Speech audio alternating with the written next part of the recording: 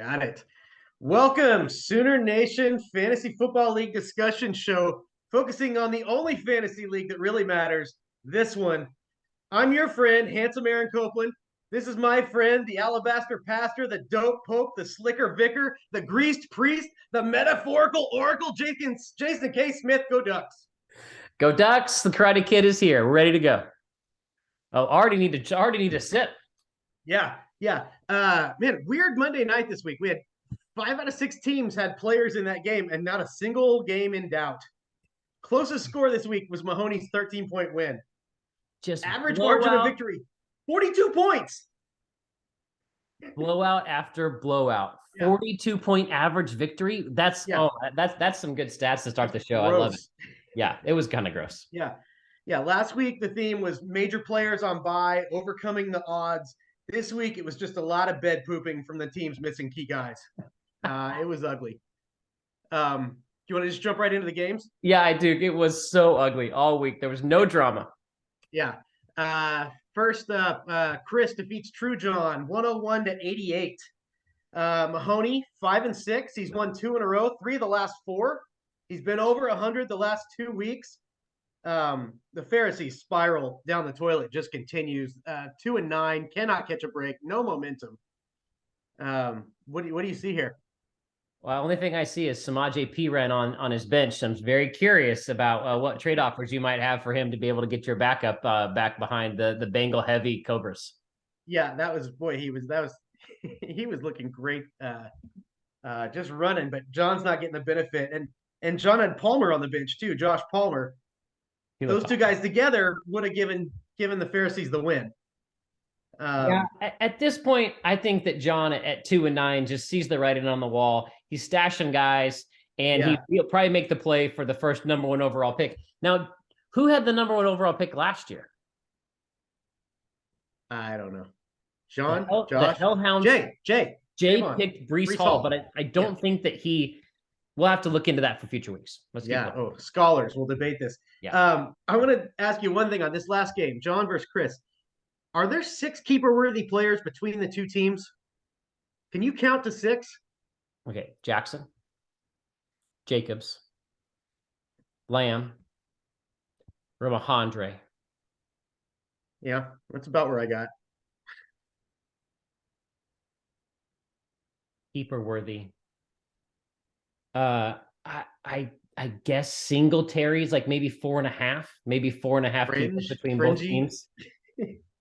Now, does John have anybody on his IR that I can't particularly see right now that's a keeper? Oh, well, I don't know.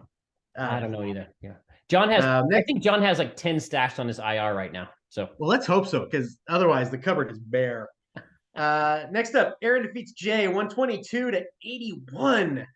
Cobras moved to 8-3, averaging 120 over the last 3 weeks. Things are really trending in the right direction.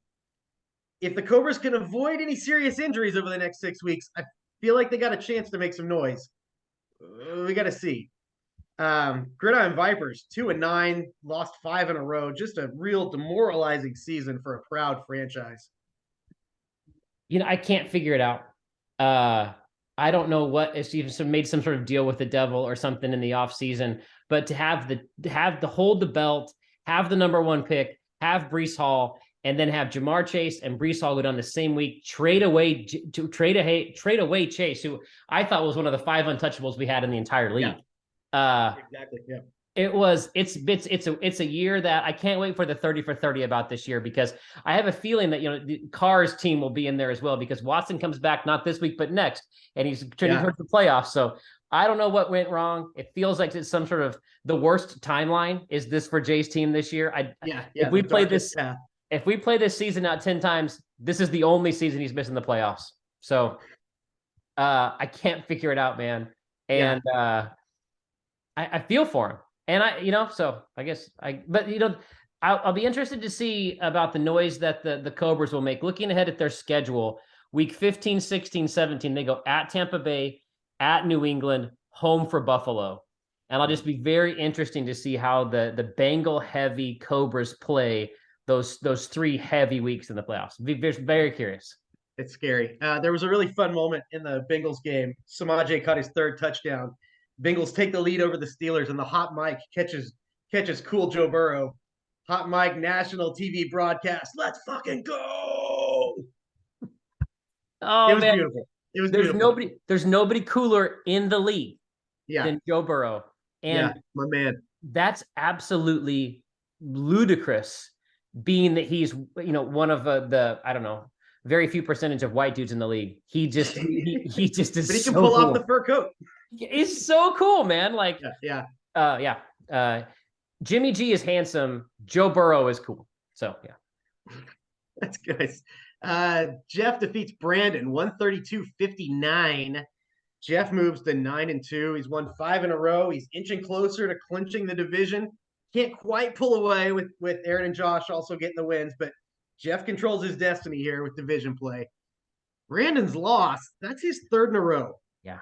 So moves him to 5-6, and it finally cost him the division lead. He's got a chance to claim it back, but for now he's looking up at Karate Kid in the standings.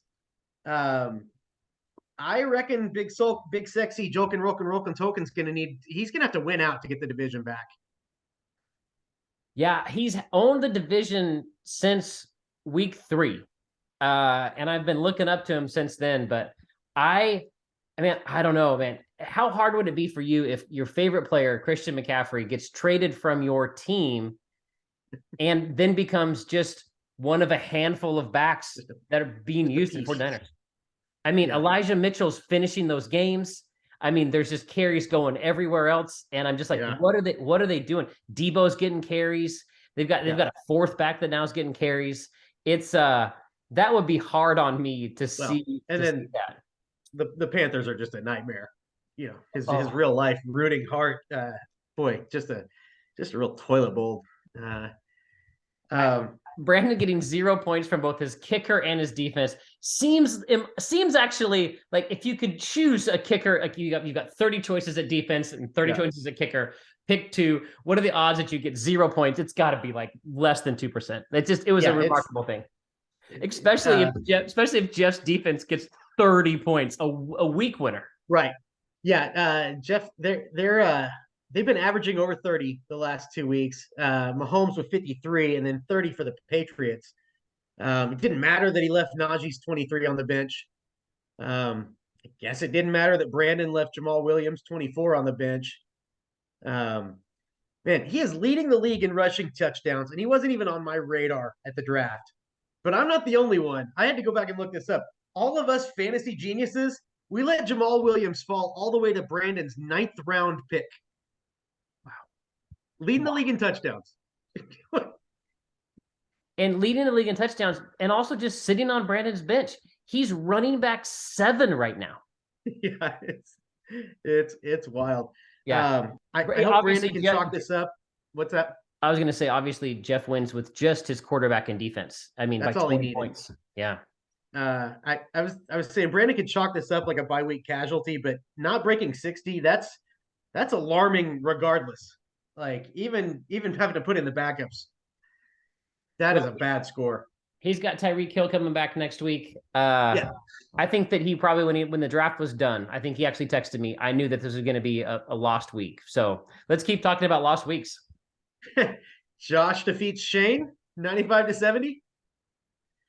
Galloping Ghosts elevate to 7-4. They rebound from last week's loss to the Rompers, looking great for a wild card. Still alive for the division, but they need some bad luck from the Cobras and the Rhinos. Russell Sweat Sox 9-2, a 2-game losing streak. What? They mow through everybody for 2 months, and then we see him against some stronger competition, and the record comes back down to earth. Like, still a very strong team, legit championship aspirations, but maybe not in their own tier, like the 9-0 record made it look like, but just among the best. Boy, that's really good commentary right there. I don't know how else you could say it better. I mean, he still has Allen and Saquon, and you just feel like every week you can trot those 2 guys out, you're going to be okay. It just, what a wonky week with that Dallas game. I'm sure we'll get to Ezekiel and Pollard and Dak, but what a wonky week for Minnesota to get 0 points for Josh's defense.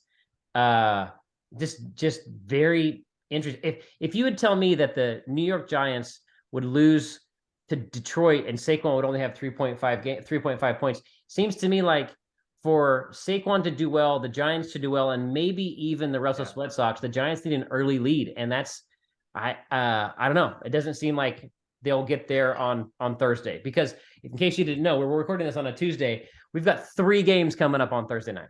Thanksgiving's the best. I love it. I love Best it. day. Yeah. I love Josh's running backs. There's some question marks everywhere else. Kyle Pitts is out at tight end. Yeah. Like Travis Kelce is so high. He's like lapping the field now, and there's nobody else. Like, yeah. Okay, here we go. And Josh has 2 good quarterbacks with Dak and Fields, but do you just play matchups? Do you roll with one guy? Same at wide receiver. Do you roll with Watson and Debo till Chase comes back? I don't know. I feel like Shane, this is a floor game for him. You hope it's just an anomaly and not a trend. But man, the talk about a bare cupboard, that is Shane beyond the starters. Like his refusal to trade or use the waiver wire, it may become an issue. I don't want to say anything because I feel like he is in that upper tier. But let's not tell anybody, tell Shane that you don't get to roll over those free agent bucks. You don't get to roll over them for future years. Right. I do have a comment about Josh's team. Oh, yes. That he has Chase sitting down there, like to potentially come back for the playoffs, is like a secret weapon. I'll be interested to see how Justin Fields' shoulder's doing, because he has seemed like magic, but Dak, even though both of his touchdown passes were to running backs, 40 points, and it's enough. It's enough. Yeah, I mean, when you've got running back 1 and running back 2, it's enough. Yeah, you just need what Kirk Cousins is supposed to be. That's right. He's got running back 1, running back 2, Dak coming there. He's got Chase. He's got Chase coming up. It's Debo. His team is legit. Yeah, they're scary. Yeah. Jeremy defeats False John 133-68. Dude keeps his division and playoff hopes alive with the win. He moves to 5-6. Dude abides has won 4 of his last 6, and he's just tied with Jolkin, Roken, Tolkien. He's just 1 game back from the Karate Kids. Hellhounds, they dropped to 4-7. They've lost 2 in a row. Playoff hopes take a real hit here. If the playoffs started today, he's on the outside looking in. He's one of the teams that's under 5 wins. There's 4 teams under 5 wins. Yeah, I'm shocked, but if I were a False John, I would just consider just like, hey, it's one of those. Tua and Waddle are out, and we're not. It was going to be a loss no matter what, and I'll be back next week. That's what. If I was False John, that's how I would be feeling. But you just hope there's enough season left to make up this ground. Yeah. Really, Jeremy, this was his highest score of the year. He beat his previous high game by 30 points. Only the second time he was over 100 this whole season. Wow. Of his 6 skill guys, 4 of them had their best game of the season, and 2 of them had their second best. It was just like this perfect storm to wreck John's playoff hopes. And Mark Wahlberg's driving the Hellhounds boat, and it's going up the wave, and then it just dude abides, crashes down. Classic Kirk Cousins oopsie daisy on the game with False John finally has to start him and thrust Cousins onto the big stage, and the big stage is where Cousins takes his biggest poops. So, he got a great game out of Olave. He got 19 out of a kicker, which I don't know what the record is, but that is great. But boy, just not enough when everything's coming together for Carr this week. Yeah, exactly right. I looked at Cousins when I saw that he didn't crack 10 points and saw that he had been over 30 every week all season long, and then cracks 8.5 in the week they had to get started. So just a nightmare start. Yeah, exactly right. Last game. This is our game of the week. Jason, the Karate Kid, defeats Chad's Rowdy Rompers 143-107. Jason, 6-5. You take hold of the division. You're the only team over 1,300 points. Only Jeff is over 1,200. So you're way out ahead points wise. Chad drops to 4-7. There's no chance for the division. His only chance for the playoffs is to overtake one of those 5-win teams, Brandon, Chris, or Jeremy. Yeah. I don't know. It's looking really rough for Chad now. But did you see he made a trade? No, I didn't. Was it been on the Check message the board? message board. Oh my goodness. Let me read Yeah. real quick. Oh my goodness, a big trade. Okay, go. Do you Yeah. want me to read it or want to read it? Yeah. Read it off for us. Okay. Trade report from the commissioner, Tuesday, November 22nd, 3:51 Eastern time. Less than an hour ago, it breaks down. Chad trades Cortland Sutton, James Cook, Juwan Johnson, and a 2023 first round pick. Another first round pick for Jay. Wow. They're all over the place. Wow. To Jay for Dalvin Cook, Yeah. Gus Edwards, and Hayden Hurst. So I feel like Chad gets a legit RB1. Yeah. Doesn't cost him Jefferson or Adams or even Hollywood. Cost him the number 1 pick, which he mortgaged the future a little bit, but he'll have Dalvin for a while. And with Jay, I don't know, maybe there's something there with the Cook that he gets. He's been heating up in Buffalo, getting a few more carries. Yeah. Sutton's looked like a number 1 wide receiver at times. I kind of see where they're both going here. I think Chad made out pretty well. I think this is great for the Rompers. I think it's great for both teams. It's a great trade. Those are the ones that both teams win. And yeah. And I like that Chad's going all in to try to get that number 1 pick in the losers bracket. That is the thing. Like Jay's the pick he's getting is probably going to be pretty good. Well, it could be great because right now, obviously, outside of the playoffs looking in, if he fails to make the playoffs, Jay just got a pretty big asset. Yeah, pretty great. Yeah. Do you have any other comments on your game?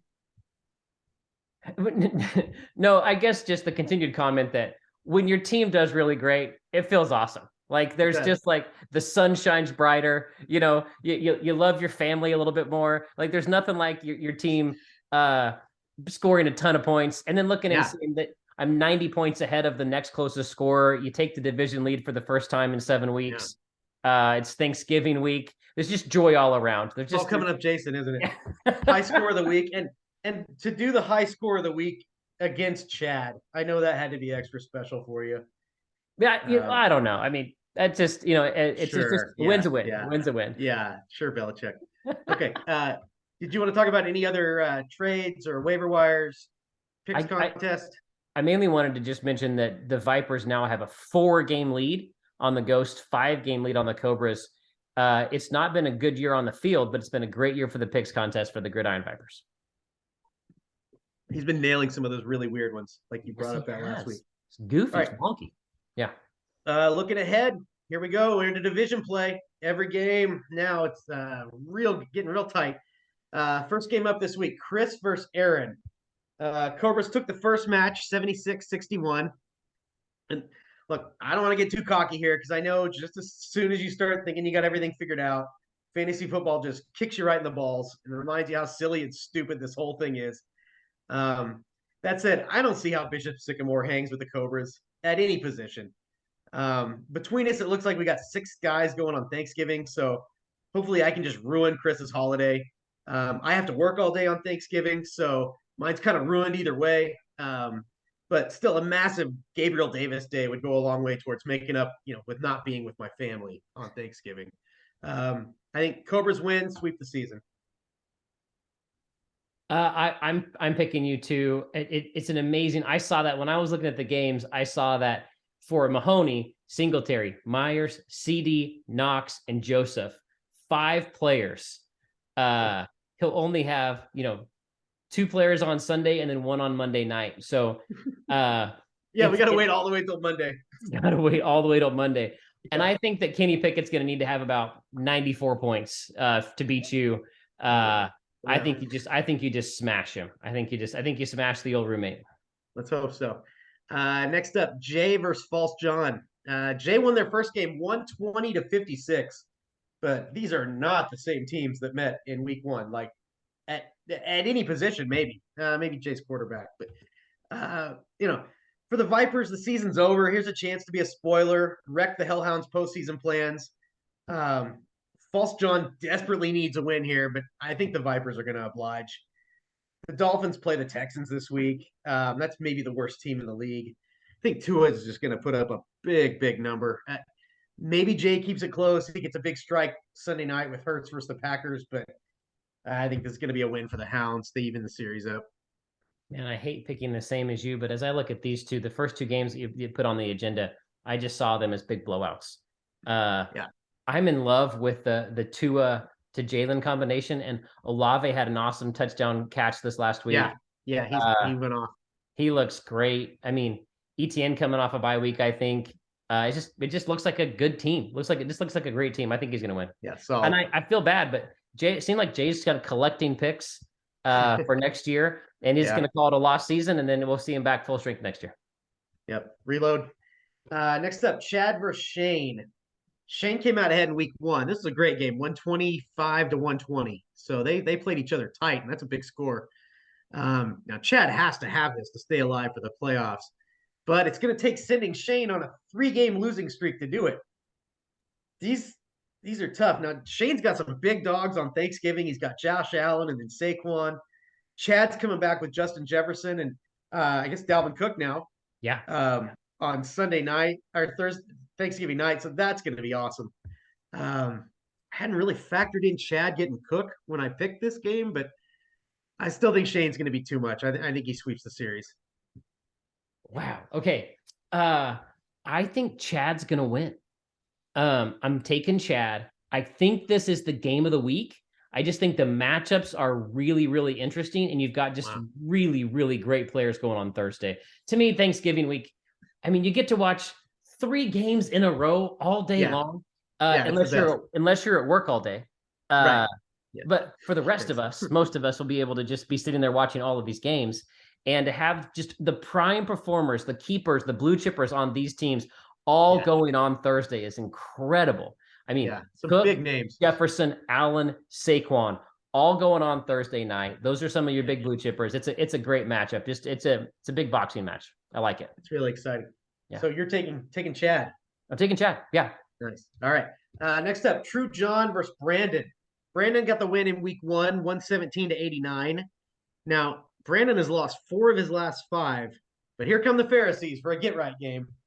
Pharisees are making vacation plans while Tolkien is just desperately focused on getting a win here, keeping pace in the wild card race. I think True John keeps it interesting with Lamar and Ramondre, but Brandon's going to be too much. Tyreek against Houston, come on.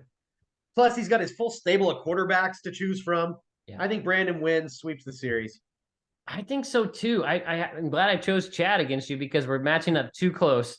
As I look at this team, I think that Geno Smith's going to be in the starting lineup for Brandon. I think Geno Smith's going to lead him to the playoffs, and I think that it's just a fantastic team. And he's gotten really unlucky. This might be the time to bring up how many points against it there is for Brandon's team. Does he still lead the league? Yes, he has 1,291 points against. 3 teams in with running with the devil division has 1,200 points against them. And the most points against in your division, obviously, as we know now, known for its defense, right?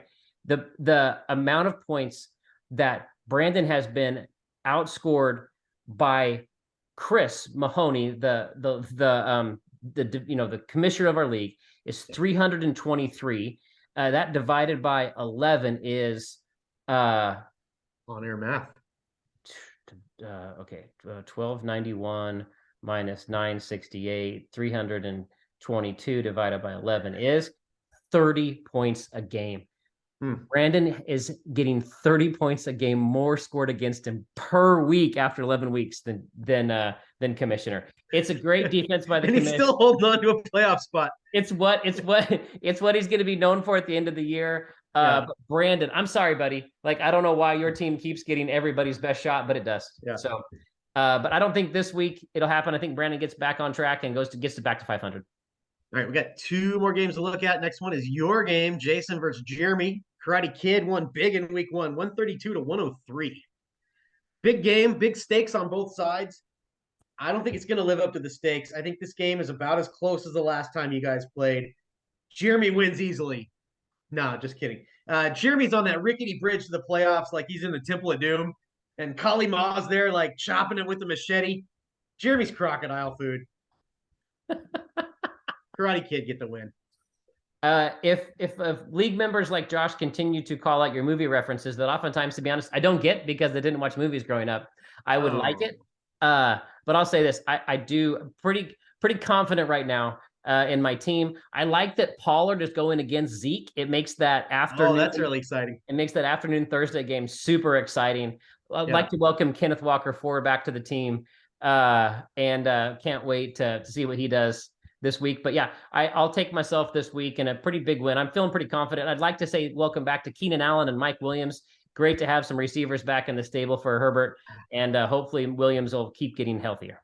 Can they stay on? Like Herbert's just does not have the same team around him that the other guys, his peers, have. It seems like that's exactly right. He does, or maybe he's just no good. Next game up, Jeff versus Josh. Now I thought this was the game of the week. Jeff squashed Josh last time they played, 104-67.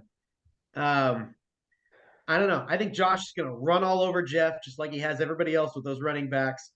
But Jeff's got Mahomes, and Mahomes is playing the abysmal defending champion Rams.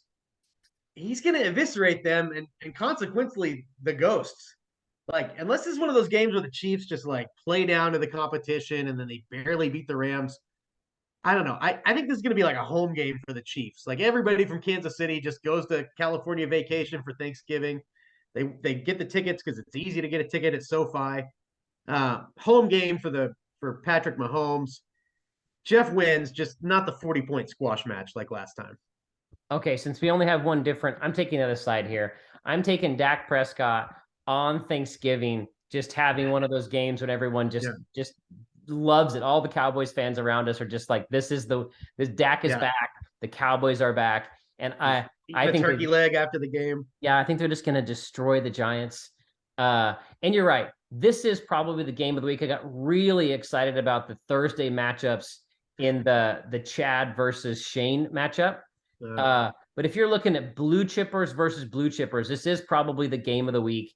That said, I don't know. As much as I like Mahomes, when you've got two Pittsburgh Steelers, starting two Pittsburgh Steelers, I don't know. I'm going to go ahead and take Josh. Yeah, that's not a real fertile fantasy land. Yeah. Let's see how they do.